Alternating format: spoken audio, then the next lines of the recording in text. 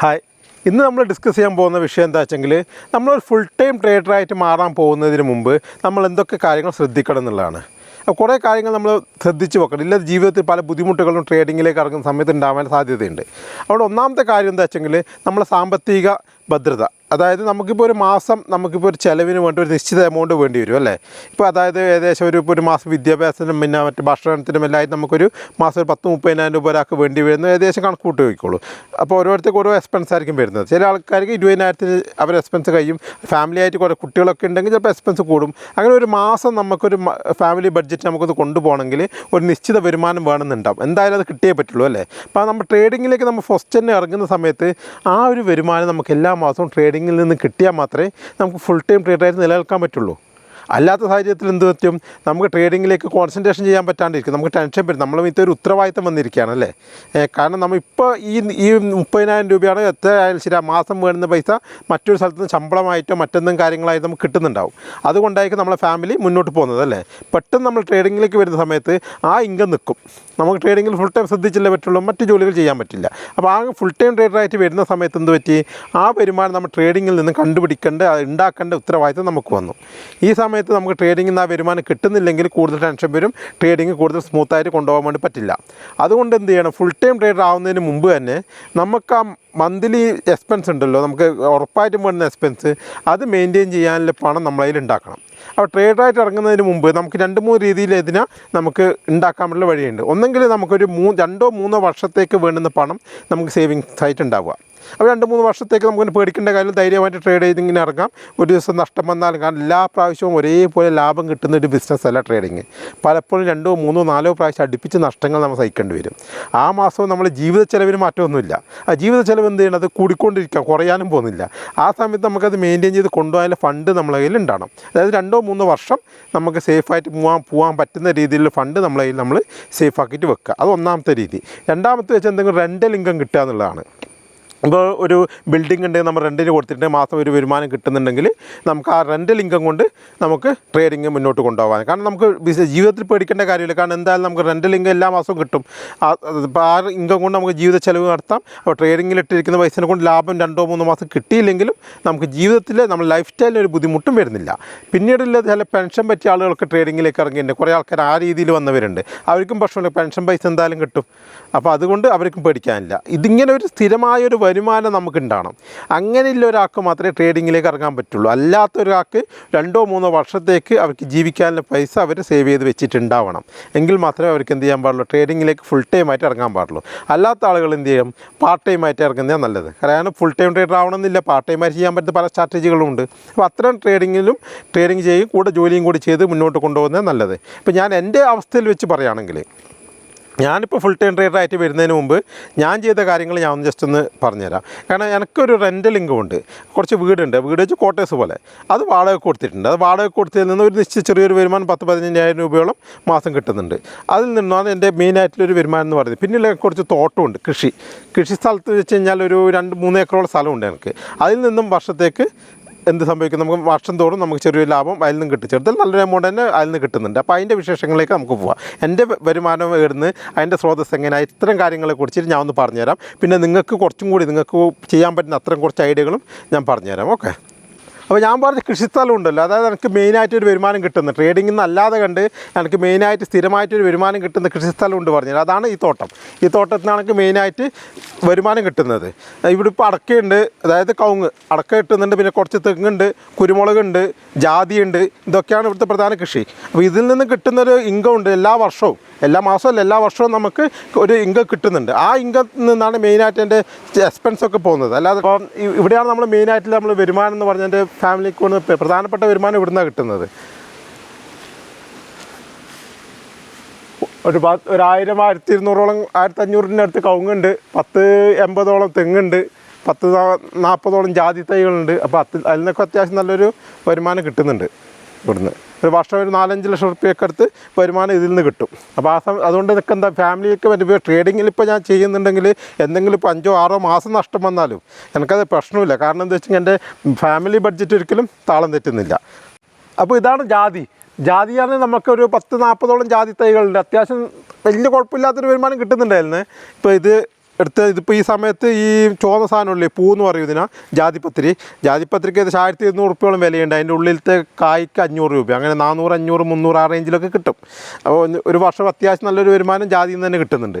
പിന്നെ കവുങ്ങുണ്ട്, കവുങ്ങിൽ നല്ല വരുമാനമുണ്ട്, തെങ്ങുണ്ട്. അപ്പോൾ ഈ കൃഷിയാണ് എനിക്ക് എൻ്റെ ബേസിക് ആയിട്ടുള്ള ഒരു അടിസ്ഥാനപരമായ വരുമാനം എന്ന് പറയുന്നത്. അപ്പോൾ അടിസ്ഥാന വരുമാനം അതൊരിക്കലും നമുക്ക് നഷ്ടപ്പെടുന്നില്ല. ട്രേഡിങ്ങിൽ എന്തെങ്കിലും കാരണവശാൽ നഷ്ടം വന്നാലും അല്ലെങ്കിൽ ലാഭം കിട്ടിയില്ലെങ്കിലും എൻ്റെ ജീവിത ചെലവിന് വേണ്ടുന്ന വരുമാനം എന്തായാലും ഇവിടുന്ന് കിട്ടുന്നുണ്ട്. അപ്പോൾ നിങ്ങൾ വിചാരിക്കുന്ന ഈ ട്രേഡിങ് ചെയ്യുന്നതിനിടയ്ക്ക് ഞാൻ എന്തെങ്കിലും ജാതിയും തോട്ടമെല്ലാം കാണിക്കുന്നത് വിചാരിക്കുന്നുണ്ടാവും അല്ലേ? അതിന് കാരണമുണ്ട്. എന്താ വെച്ചെങ്കിൽ ട്രേഡിങ് ചെയ്യുന്ന സമയത്ത് നമുക്ക് ചെയ്യാൻ പറ്റുന്ന മറ്റ് കാര്യങ്ങൾ എന്തൊക്കെയാണ് നമ്മൾ ചിന്തിക്കണം. മനസ്സിലായിട്ടുണ്ടാവും നിങ്ങൾക്ക്. അതായത് ട്രേഡ് ചെയ്യാൻ നമുക്ക് ഏതായാലും 9 മണി മുതൽ 8:30 ഇരിക്കണം, എങ്കിൽ നമുക്ക് ട്രേഡ് ചെയ്യാൻ പറ്റുള്ളൂ. 8:30 മുതൽ വൈകിട്ട് 4 മണി വരെ ലാസ്റ്റ് ആഫ്റ്റർ മാർക്കറ്റ് നമുക്ക് കുറച്ച് വർക്കൊക്കെ ഉണ്ടാവുമല്ലോ. 4 മണി വരെ നമ്മൾ ഫുൾ ടൈം ബിസി ആയിരിക്കുക. തിങ്കൾ മുതൽ വെള്ളി വരെ അല്ലേ? തിങ്കൾ മുതൽ വെള്ളി വരെ നമ്മൾ ഫുൾ ടൈം ട്രേഡർ ആകുമ്പോൾ ഇരിക്കും.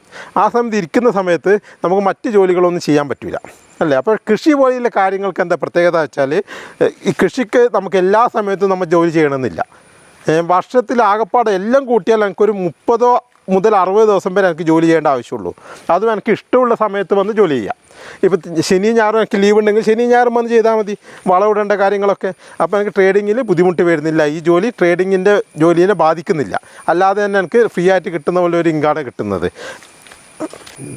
അപ്പോൾ നിങ്ങൾക്ക് ഇതുപോലെയൊരു ബിസിനസ്സാണ് നിങ്ങൾ കണ്ടുപിടിക്കുക. അതായത് നിങ്ങൾക്ക് അധികം സമയം നമുക്ക് ട്രേഡർക്ക് വരുന്നതിൻ്റെ സമയമാണല്ലേ, അധികം സമയം ഇൻവെസ്റ്റ് ചെയ്യാതെ കണ്ട് നമ്മൾ മറ്റൊരു വരുമാനം ഉണ്ടാക്കിയെടുക്കുക. അതാണ് നമ്മൾ റെൻ്റൽ എന്ന് പറയുന്നത്, റെൻ്റായിട്ട് കിട്ടുക.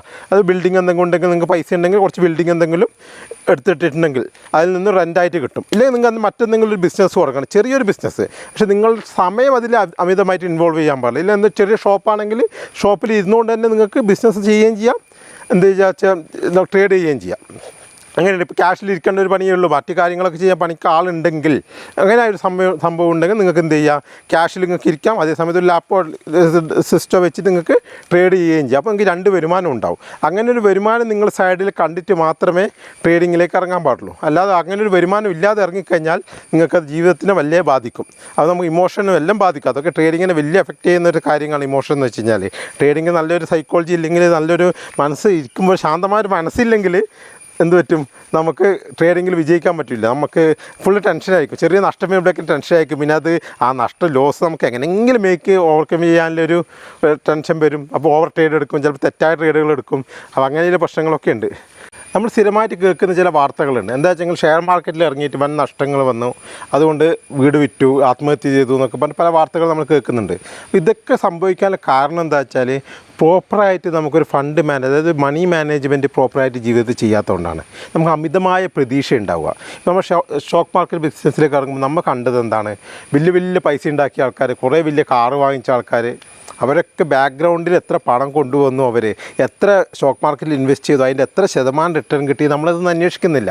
നമ്മൾ കാണുന്നത് എന്താ, അവർ പുറമേ ഇല്ല മോടി മാത്രം, വലിയ കാറ് വാങ്ങുന്നു, അത് വാങ്ങുന്നു. അപ്പോൾ നമ്മൾ വിചാരിക്കും നമ്മൾ സ്റ്റോക്ക് മാർക്കറ്റിലേക്ക് ഇറങ്ങിക്കഴിഞ്ഞാൽ ഇതൊക്കെ കിട്ടുന്നു, അത്രയും ലാഭം കിട്ടുന്നൊരു ബിസിനസ്സാണ്. പക്ഷേ ലാഭം കിട്ടാൻ സാഹചര്യമുണ്ട്, സാധ്യതയുണ്ട്. പക്ഷേ അത് വളരെ അത്രയും എക്സ്പേർട്ടായി അത്രയും അതിൽ വർക്ക് ചെയ്ത് നിന്ന് അത്രയും പയറ്റി തെളിഞ്ഞ ആളുകൾക്ക് മാത്രമാണ് വലിയ ലാഭങ്ങളൊക്കെ വരുന്നത്. ഓപ്ഷൻ ബൈ ഒക്കെ ചെയ്ത് വലിയ ലാഭങ്ങൾ ഉണ്ടാക്കുന്ന ആൾക്കാരുണ്ട്. പക്ഷേ വളരെ മൈന്യൂട്ടായ ആൾക്കാരേ ഉള്ളൂ. അപ്പോൾ നമ്മൾ ചെറിയൊരു എമൗണ്ട് പൈസയും കൊണ്ട് വന്നിട്ട് വലിയ ലാർജ് ക്യാപിറ്റലൊന്നും ഉണ്ടാകും. ചിലപ്പോൾ 1 ലക്ഷം 2 ലക്ഷം ആയിരിക്കും. ചിലപ്പോൾ ചിലവർ ലോണൊക്കെ എടുക്കുന്നുണ്ട്. അതായത് ലോണൊക്കെ വാങ്ങിച്ച് വീടൊക്കെ പണയം വെച്ച് ലോൺ എടുത്തിട്ട് ബിസിനസ്സിലേക്ക്, അതായത് ഷെയർ മാർക്കറ്റ് ബിസിനസ്സിലേക്ക് ഇൻവെസ്റ്റ് ചെയ്യുകയും അതിൽ വിചാരിച്ച പോലെ റിട്ടേൺ കിട്ടാതിരിക്കുകയും ചെയ്യും. അപ്പോൾ ഇങ്ങനൊരു സാഹചര്യത്തിൽ എന്ത് സംഭവിക്കും, ഈ ലോൺ അടക്കേണ്ട ഒരു ബാധ്യത ഒരു ഭാഗത്ത്, വീടിൻ്റെ ചിലവും മറ്റ് കാര്യങ്ങളും ദൈനംദിന ചിലവുകൾ ഒരു ഭാഗത്ത്, ഈ ഷെയർ മാർക്കറ്റിൽ ആ ലാഭമൊന്നും കിട്ടുന്നുമില്ല. അപ്പോൾ നമ്മളതൊക്കെ കൂടുതൽ റിസ്ക് എടുത്ത് കൂടുതൽ ട്രേഡ് ചെയ്യാൻ, അനാവശ്യമായ ട്രേഡുകൾ ചെയ്യാൻ, തെറ്റായ രീതിയിലേക്ക് പോകാനൊക്കെ നമ്മൾ ശ്രമിക്കും. ആ സമയത്ത് കൂടുതൽ നഷ്ടം വരും. ഇങ്ങനൊരു സാഹചര്യത്തിലാണ് നമ്മൾ എന്ത് പറയുന്നത്, കൃത്യമായ മണി മാനേജ്മെൻറ്റ് വേണമെന്ന് പറയുന്നത്. അതായത് നമുക്ക് എത്ര ഒരു ജീവിതത്തിൽ നമുക്ക് എത്ര എക്സ്പെൻസ് വരുന്ന നമ്മൾ ഓരോ വ്യക്തി അറിഞ്ഞിരിക്കണം. ഞാൻ ജീവിക്കുന്ന ലൈഫ് സ്റ്റൈലിൽ ഞാൻ ജീവിക്കാൻ വേണ്ടിയിട്ട്, അതായത് താഴേക്ക് പോകാൻ ലൈഫ് സ്റ്റൈൽ ശീലിച്ച് കഴിഞ്ഞാൽ പിന്നെ അതിൽ നിന്ന് പുറകോട്ട് പോകാനായിരിക്കും താല്പര്യം വരില്ല അല്ലേ. അപ്പോൾ ഒരു കാറിൽ പോകുന്ന ഒരാളെ സംബന്ധിച്ച് കാറിൽ പോകാനൊക്കെ കൂടുതൽ താല്പര്യം ഉണ്ടാവും. അയാൾക്ക് പിന്നെ ബസ്സിൽ കയറി പോകണം എന്ന് പറയുമ്പോൾ താല്പര്യം ഉണ്ടാവില്ല. അപ്പോൾ അങ്ങനെയുള്ളൊരു മാനസികമായൊരു പ്രശ്നമുണ്ട്. അപ്പോൾ ആ ഒരു ലൈഫ് സ്റ്റൈൽ മെയിൻറ്റെയിൻ ചെയ്യാൻ വേണ്ടിയിട്ട് നമുക്ക് എത്രമാത്രം പണം വേണമെന്നുള്ളത് നമ്മൾ ആദ്യം ഒന്ന് മനസ്സിലാക്കി വെക്കണം നമ്മുടെ ജീവിതത്തിൽ.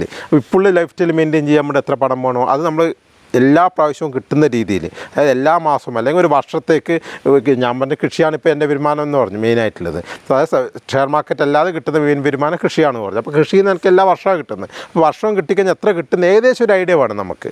ആ ഒരു ഐഡിയ വെച്ചിട്ട് നമുക്ക് നമ്മളെ മണി മാനേജ്മെൻറ്റിലൂടെ നമുക്ക് എന്താ നമ്മളെ ബാക്കി എക്സ്പെൻസൊക്കെ ഫാമിലി എക്സ്പെൻസും മറ്റു കാര്യങ്ങളൊക്കെ നമ്മൾ ലൈഫ് സ്റ്റൈലൊക്കെ മെയിൻറ്റെയിൻ ചെയ്ത് കൊണ്ടുപോകാൻ പറ്റുന്നുണ്ടെങ്കിൽ ഏറ്റവും ബെസ്റ്റ്. അങ്ങനെ ആയതിനു ശേഷം ട്രേഡിങ്ങിലേക്ക് ഇറങ്ങുന്ന ഫുൾ ടൈം ട്രേഡറായിട്ട് ഇറങ്ങുന്നതാണ് നല്ലത്. കാരണം നമുക്ക് സമാധാനമായിട്ട് ട്രേഡ് ചെയ്യാൻ പറ്റും.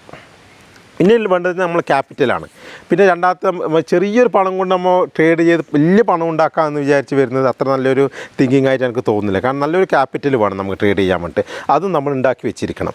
അത് ലോൺ എടുത്തതോ മറ്റൊരു കടം മറ്റോ തിരിച്ചു മറിച്ച് ഉണ്ടാക്കിയതൊന്നും ആവാൻ വേണ്ടി പാടില്ല. നമ്മളെ സ്വന്തം പണമായിരിക്കണം. അപ്പോൾ എന്താ, നമുക്ക് ചെറിയ നഷ്ടം വന്നാൽ നമുക്ക് പകുതി പണം പോയാൽ പോലും നമുക്ക് പേടിക്കേണ്ട കാര്യം. കാരണം ആരോട് നാളെ ഉത്തരം പറയേണ്ട കാര്യമില്ലല്ലോ. നമുക്ക് നമ്മളെ സ്വന്തം പണമാണ്, നമുക്ക് നഷ്ടം പറ്റി. മാത്രമല്ല നമുക്ക് ജീവിക്കാനുള്ള വരുമാനം മറ്റു സ്ഥലത്ത് വരുന്നുണ്ട്. അങ്ങനെ കോൺഫിഡൻസോട് കൂടി നമ്മൾ ട്രേഡ് ചെയ്യുമ്പോൾ എന്ത് പറ്റും, നമുക്ക് ലാഭം ഉണ്ടാകും. നമുക്ക് ലാഭം തന്നെ വരും. കാരണം നമുക്ക് ട്രേഡ് ചെയ്യാനുള്ള കോൺഫിഡൻസ് ഉണ്ടാവും. കുറച്ച് നഷ്ടം വന്നാലും പിടിച്ച് നിൽക്കും നമ്മൾ. അപ്പോൾ അത് ആ ട്രേഡ് നമ്മൾ അഡ്ജസ്റ്റ് ചെയ്തിട്ടൊക്കെ നമ്മൾ ഓപ്ഷൻ സെല്ലിംഗ് ആണ് ചെറിയ അഡ്ജസ്റ്റ് ചെയ്തിട്ടോ അല്ലെങ്കിൽ സ്റ്റോപ്പ് ലോസ് ബുക്ക് ചെയ്തിട്ട് മറ്റൊരു ട്രേഡ് എടുത്തിട്ടൊക്കെ ആയിട്ട് നമുക്ക് സമാധാനത്തോട് കൂടിയിട്ട് നമുക്ക് ആലോചിച്ച് നമ്മൾ ട്രേഡിംഗ് സ്റ്റൈലിൽ നിന്ന് പുറത്തേക്ക് കൊണ്ടു വരില്ല.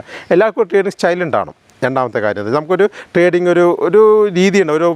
അതായത് ബൈ ചെയ്യേണ്ടപ്പം സെല് ചെയ്യേണ്ടപ്പം അതിനൊക്കെ ഒരു റൂൾ ഉണ്ടാവും. റൂൾ വെച്ചിട്ടേക്ക് നമ്മൾ ചെയ്യുന്നല്ലേ. എന്തായാലും റൂളില്ലാതെ ആരും ട്രേഡിങ്ങിലേക്ക് ഇറങ്ങില്ല. ഇങ്ങനെ ഒരു ചിലപ്പോൾ നിഫ്റ്റി പോകുമായിരിക്കും എന്ന് പറയുമ്പോൾ പോകുമായിരിക്കുമെന്ന് ഞാൻ പറഞ്ഞു, നിഫ്റ്റി ഇപ്പോൾ മുകളിലേക്ക് പോകുമായിരിക്കും ഞാൻ പറയുകയാണെങ്കിൽ അതിനെക്കുറിച്ച് റീസൺസ് ഉണ്ടാവും. എനിക്ക് എൻ്റേതായ റീസൺസ് ഉണ്ടാവും. അതെല്ലാ ട്രേഡിലും ഞാനത് മെയിൻറ്റെയിൻ ചെയ്ത് പോകുന്നുണ്ടാവും. അപ്പോൾ അതിനൊരു ആക്യുറസി ഉണ്ടാവും. അപ്പോൾ ആ ഒരു ട്രേഡിംഗ് സെറ്റപ്പിൽ നിന്നും നമ്മൾ വ്യതിചലിച്ച് പോവില്ല. കാരണം എന്തുകൊണ്ട്, നമ്മളതിൽ പണമുണ്ട്, കാര്യങ്ങൾ സേഫാണ്. അപ്പോൾ നമുക്ക് വ്യതിചലിച്ച് പോകേണ്ട കാര്യമില്ല. നമുക്ക് ആ സെറ്റപ്പിൽ ഉറച്ച് നിന്നുകൊണ്ട് നമുക്ക് ട്രേഡ് ചെയ്യാൻ പറ്റും. ആ സമയത്ത് നമുക്ക് വിജയം ഉണ്ടാകാൻ വളരെയധികം സാധ്യത കൂടുതലാണ്. നമുക്ക് ആ എക്സ്ട്രാ ടെൻഷനൊന്നും ഉണ്ടാകുന്നതല്ല. അതിനാണ് ഞാൻ പറയുന്നത് എന്താ വെച്ചാൽ നിങ്ങൾക്ക് സൈഡായിട്ടൊരു ഇൻകം ഉണ്ടാക്കണമെന്ന്. അപ്പോൾ മറ്റൊരു ഇൻകം എന്താ ഞാൻ പറഞ്ഞത്, എന്തെങ്കിലും ബിസിനസ് തുടങ്ങുക. അതായത് നമുക്കധികം ഇൻവോൾവിങ് വേണ്ടാത്ത ഒരു ബിസിനസ്. കാരണം നമ്മൾ ഫുൾ ടൈം അതിൽ ഇൻവോൾവ് അല്ലാത്ത രീതിയിൽ ബിസിനസ് ഒരുപാടുണ്ടാവും. അത്ര ഐഡിയകൾ നോക്കിയിട്ട് ഒന്ന് ചെയ്തു തുടങ്ങുക. ഞാനിപ്പോൾ യൂട്യൂബ് ചാനൽ നല്ലൊരു വരുമാനമാണ്. കാരണം വെച്ചാൽ ഇത് കഴിഞ്ഞിട്ട് ട്രേഡിംഗ് എല്ലാം കഴിഞ്ഞ ശേഷം ഇതുപോലെ യൂട്യൂബിൽ എന്തെങ്കിലും വീഡിയോസ് ഇടുക, അങ്ങനെയൊന്നും ചെയ്തിട്ട് അത് സബ്സ്ക്രിപ്ഷനൊക്കെ വന്നിട്ട് അതിൽ നിന്നൊരു വരുമാനം കിട്ടുകയാണ്. അതും ഒരു സൈഡ് ഇൻകമാണ്. അങ്ങനെ ഒരു വരുമാനം കണ്ടുപിടിക്കുക നിങ്ങൾക്ക്. അല്ലെങ്കിൽ മറ്റേ ഈ പറഞ്ഞ പോലെ കൃഷിയോ അല്ലെങ്കിൽ അതിന് താല്പര്യമില്ല, നിങ്ങൾക്ക് താല്പര്യവും കൂടി വേണം ആ കാര്യം ചെയ്യാൻ. എനിക്ക് കൃഷി ചെയ്യാൻ താല്പര്യമുണ്ട്. അതുകൊണ്ടാണ് ഞാൻ ഈ മേഖല എടുത്തത്. പിന്നെ റെൻ്റൽ ഇൻകം അത് നിങ്ങൾക്ക് എടുക്കാം. പിന്നീട് നിങ്ങൾ വണ്ടി വാടകയ്ക്കൊക്കെ കൊടുക്കുന്ന ആളുകളുണ്ട്, റെൻറ്റിന് കൊടുക്കുന്ന ആളുകളുണ്ട്. അതൊക്കെ പ്രോപ്പറായിട്ട് നിയമപരമായിട്ട് തന്നെ കൊടുക്കണമില്ല. അതുമായി ബന്ധപ്പെട്ട് കുറേ തലവേദനകൾ വരാറുണ്ട്. പക്ഷേ അത് പ്രോപ്പറായിട്ട് ചെയ്യുന്ന ഒരാളാണെങ്കിൽ വാഹനങ്ങൾ വാങ്ങിച്ച് റെൻറ്റിന് കൊടുക്കുന്ന പരിപാടിയുണ്ട്. അത് നിങ്ങളെ ആ വാഹനവുമായി ബന്ധപ്പെട്ട് അറിയുന്ന ആളുകൾ മാത്രമേ ആ ബിസിനസ്സിലേക്ക് ഇറങ്ങാൻ പാടുള്ളൂ. ആ ബിസിനസ് നടത്തി പരിചയമില്ല, വാഹനമായി എന്തെങ്കിലും ഒരു ബിസിനസ് നടത്തി പരിചയമുള്ള ആളുകൾ. അതായത് ഏറ്റവും നല്ലത് നിങ്ങളിപ്പോൾ ചെയ്ത ജോലി അല്ലെങ്കിൽ മുമ്പ് ചെയ്ത ജോലി, നിങ്ങൾക്ക് പരിചയമുള്ളൊരു ജോലി, അതുമായി ബന്ധപ്പെട്ട് നിങ്ങൾക്ക് സൈഡായിട്ട് എന്തെങ്കിലും ചെയ്തിട്ട് ഒരു ഇൻകം ഉണ്ടാക്കാൻ പറ്റുമോ എന്ന് നോക്കുക. അങ്ങനെ എന്തെങ്കിലും ഉണ്ടെങ്കിൽ അത് ചെയ്തിട്ടും നിങ്ങൾക്ക് വരുമാനം ഉണ്ടാക്കാവുന്നതാണ്. അങ്ങനെ ഒരു സ്റ്റേബിളായൊരു വരുമാനം ഉണ്ടായതിനു ശേഷം മാത്രം നിങ്ങൾ എന്ത് ചെയ്യുക, ഷെയർ മാർക്കറ്റിലേക്ക് ഇറങ്ങുക. അല്ലാതെ അല്ലെങ്കിൽ നിങ്ങൾ എന്ത് ചെയ്യുക, ചെയ്യാൻ പറ്റിയ ഏറ്റവും നല്ല മാർഗ്ഗം പാർട്ട് ടൈമായിട്ട് ഷെയർ മാർക്കറ്റിൽ ട്രേഡ് ചെയ്യുക. നമുക്ക് എന്ത് ചെയ്യാൻ പറ്റില്ലെങ്കിൽ നമ്മൾ ജോലി ചെയ്യുന്നുണ്ടെങ്കിൽ ജോലീൻ്റെ സമയത്ത് തന്നെ നമുക്ക് പാർട്ട് ടൈമായിട്ട് ട്രേഡിങ് ചെയ്യാം. അതായത് ഒരുപാട് സ്ട്രാറ്റജികൾ ഇപ്പോൾ മന്ത്ലി ആയിട്ടും വീക്കിലി ആയിട്ടും എന്തെങ്കിലും ഒരു ഓപ്ഷൻ ആണെങ്കിൽ ഓപ്ഷൻ സെല്ലിങ്, അല്ലെങ്കിൽ നമ്മളെ സ്വിംഗ് ട്രേഡിംഗ് ആണെങ്കിൽ ഏതെങ്കിലും സ്റ്റോക്ക്. അതിന് വലിയ ഫുൾ ടൈം ഇരിക്കേണ്ട കാര്യമൊന്നുമില്ല. സ്വിംഗ് ട്രേഡിംഗ് ഒക്കെ ചെയ്യാൻ വേണ്ടി നമുക്ക് സ്റ്റോക്ക് സെലക്ട് ചെയ്യുന്നത് നമുക്ക് വൈകുന്നേരം ആയാലും സെലക്ട് ചെയ്ത് ഇപ്പോൾ ഒരു അലേർട്ട് ഇട്ട് കഴിഞ്ഞാൽ ആ സ്റ്റോക്ക് അവിടെ എത്തുന്ന സമയത്ത് നമുക്ക് അലേർട്ട് വരും. നമ്മളതിൽ ബൈ ചെയ്തിട്ട് വെക്കുക, സേഫായിട്ട് നിൽക്കുക. എക്സിറ്റ് ആവേണ്ട സമയത്ത് അലേർട്ട് വരും, നമ്മൾ പോയി എക്സിറ്റ് ആവുക. അത്രയേ ഉള്ളൂ. ഒരു 2 മിനിറ്റിൻ്റെ പണിയുള്ളൂ. നമുക്ക് ജോലീൻ്റെ ഇടയ്ക്ക് ചെയ്യാവുന്നതേ ഉള്ളൂ. അങ്ങനെ സ്വിംഗ് ട്രേഡിംഗ് ഒക്കെ തിരഞ്ഞെടുക്കുക. നിങ്ങൾക്ക് ജീവിതത്തിൽ നിങ്ങൾക്ക് ജീവിത സാഹചര്യമായി അനുയോജ്യമായ രീതിയിലുള്ള ട്രേഡിംഗ് സ്റ്റൈൽ നിങ്ങൾ തിരഞ്ഞെടുക്കണം. അല്ലാതെ നിങ്ങൾ റിസ്ക് എടുത്തിട്ട് മറ്റ് ജോലികളൊക്കെ ഉപേക്ഷിച്ചിട്ട് ട്രേഡിംഗ് ചെയ്യണമെന്ന് ഒരു നിർബന്ധമില്ല. അല്ലാതെ തന്നെ നമുക്ക് ട്രേഡിംഗ് ചെയ്യാൻ ഒരുപാട് അവസരങ്ങൾ മാർക്കറ്റിലുണ്ട്.